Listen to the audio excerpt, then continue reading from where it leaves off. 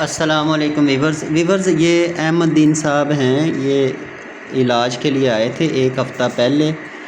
तो ये इनकी दवा की पर्ची है जो हमने इनको दवाई इस्तेमाल करवाई। तो ये हमारा कार्ड है। अभी इनसे पूछते हैं कि ये जब आए हमारे पास उस वक़्त इनकी कंडीशन क्या थी और अभी इनको एक हफ़्ते की दवाई से कुछ फ़ायदा हुआ है या नहीं हुआ। तो अहमद भाई दसो, तुहानू की फ़ायदा होया? पहले की सूरत हाल सी तुहाडी? की हुंदा सी तुहानू? टुरिया नहीं जांदा सी ते होर की मसला सी तुहाडा?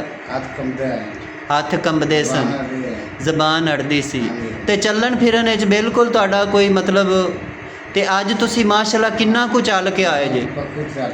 मतलब तुसी कोई 4 एकड़ फासला करके आए जे इत्थे। ते पहले तुहाडे कोल रोटी नहीं हत्थां नाल खाई जाती सी, हुण कोई खा लैंदे हो? चलो माशाल्लाह। वीवर्स, ये इनके पट्ठे मफलूज हो चुके थे और इनका जो है ना अपने जिस्म पे पूरा कंट्रोल नहीं था। फालज भी था, अधड़ंगे की कंडीशन थी, टांगों पर वज़न नहीं आता था, चल फिर नहीं सकते थे, अगर चलते थे तो गिर जाते थे। तो अल्लाह का शुक्र है आज ये मतलब पहले डॉक्टरी इलाज करवाते रहे हैं और तकरीबन इन्होंने 3-4 महीने तो इलाज करवाते पे सी। 6 महीने हो गए डॉक्टरी इलाज करांदे नूं, तो उहदे नाल कोई फ़ायदा नहीं होया।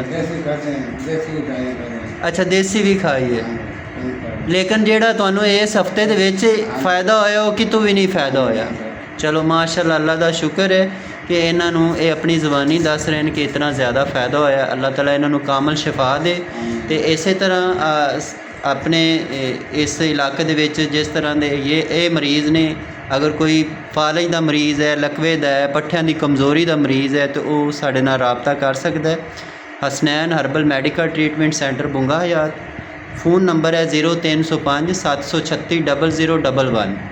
शुक्रिया।